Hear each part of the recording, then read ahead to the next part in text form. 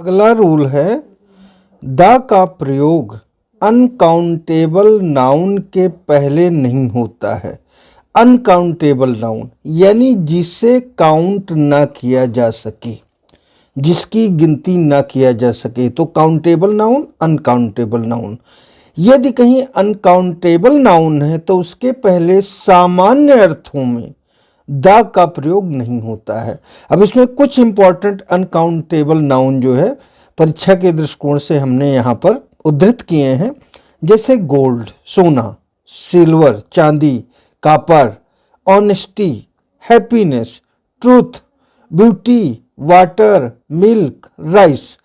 अगर ये सभी आते हैं वर्ड, ये इससे मिलते जुलते आते हैं और सारे जो अनकाउंटेबल नाउन्स हैं, तो उनके पहले द का प्रयोग आप बिल्कुल ना करें, और कहीं हुआ है तो उसी जगह एरर है। तो एग्जाम्पल हमने लिया है honesty is the best policy.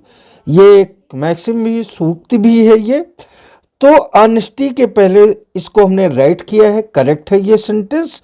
दूसरा है the honesty is the best policy, तो यहाँ जो कि द लग गया है इसलिए ये सेंटेंस जो है वो रॉन्ग हो गया, और इसी जगह ये गलती है, यानी ऑनेस्टी के पहले द नहीं लगेगा। नेक्स्ट है gold is a precious metal. सोना जो है कीमती धातु है, तो यहाँ पर द गोल्ड नहीं करेंगे, द लग गया इसलिए ये सेंटेंस गलत है। राइट यही है, gold is a precious metal. ऐसे ही आप कह सकते हैं copper is a precious metal, silver is a precious metal, या जो है आपने सेंटेंस सुना होगा I think of beauty Joy forever, तो वाटर शब्द हो गया, मिल्क शब्द हो गया, राइस शब्द हो गया, तो सामान्य अर्थों में इसके पहले द नहीं लगेगा। लेकिन वहीं पर इसका अपवाद भी है कि अगर विशेष अर्थ में प्रयोग किया गया है तो द का प्रयोग हो सकता है, तो इससे आप सावधान भी रहें। अगला रूल है कि द का प्रयोग प्लूरल नाउन के पहले नहीं होता है। जैसे यानी प्लूरल नाउन अगर दिया गया है तो फिर बता दे सामान्य अर्थों में, सामान्य अर्थों में प्लूरल नाउन के पहले भी द का प्रयोग नहीं किया जा सकता है। जैसे the books are made of paper, यानी पुस्तकें जो है वो कागज से बनाई जाती हैं, किताबें कागजों से निर्मित होती हैं, बनी हुई होती हैं। तो यहाँ पर जो द लगा दिया गया है ये जो है वो गलत है यूज, इसलिए ये सेंटेंस जो है वो इनकरेक्ट है। अगला इसका राइट सेंटेंस क्या होगा, books are made of paper, तो ये सेंटेंस राइट है। The mangoes are grown in Lucknow, Lucknow में आम उगाया जाता है, यानी आम की खेती लंबे बड़े पैमाने पर होती है। तो यहाँ पर जब आपने द लगा दिया तो ये भी सेंटेंस क्या हो गया, ये हो गया गलत। सही सेंटेंस क्या होगा, mangoes are grown in Lucknow, ये सेंटेंस राइट होगा। ऐसे कोई भी एग्जाम्पल ले लीजिए, प्लूरल नंबर अगर है, अगर प्लूरल नाउन है तो उसके पहले द के प्रयोग से आप हमेशा ही बचें। और यदि द कहीं लगा हुआ है तो आप समझ लें कि मिस्टेक उसी जगह पर है, एरर जो है वो उसी जगह पर है।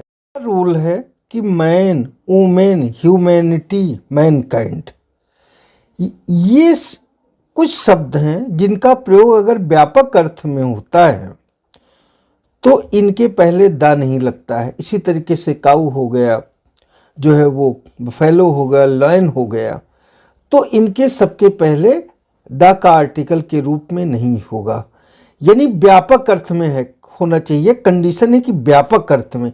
व्यापक अर्थ का मतलब क्या है कि यदि मैन शब्द का आप यूज किए हैं तो हर प्रकार के मनुष्य, चाहे वो अतीत में रहे हों, चाहे वो वर्तमान समय में हैं, चाहे वो भविष्य काल में जो भी जनरेशन आई, वो बात सभी के लिए लागू हो, इतने बड़े अर्थ में, यही व्यापक शब्द का अर्थ है।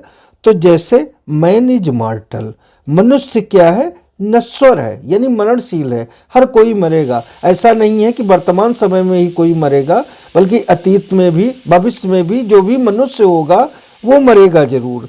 नेक्स्ट है, तो यहाँ पर ये सेंटेंस सही है और मैन के पहले द आपने लगा दिया तो सेंटेंस क्या हो गया, गलत हो गया, यानी द मैन इज मॉर्टल ये गलत है, मैन इज मॉर्टल राइट है। Women is the ornament of home, महिलाएं जो हैं वो, औरत जो है वो घर का ऑर्नामेंट होती है, आभूषण होती है। तो यहाँ पर द नहीं लगेगा, ये सेंटेंस राइट है। और आपने लिख दिया the women is the ornament of home, तो यहाँ द लगा दिया और ये सेंटेंस क्या हो गया, गलत हो गया। अब आर्टिकल ए एन द का प्रयोग होता भी है, यानी अगर व्यापक अर्थ में ना हो तो he met a woman, a man, वो एक आदमी से मिला, तो कोई आदमी है निश्चित अनिश्चित, लेकिन ये व्यापक अर्थ में मैन का प्रयोग यहाँ नहीं है। ही मेट वुमेन, तो ये वुमेन वो एक महिला से मिला, औरत से मिला, तो यहाँ पर जो है वो वुमेन शब्द का प्रयोग जो है वो व्यापक अर्थ में नहीं है, बल्कि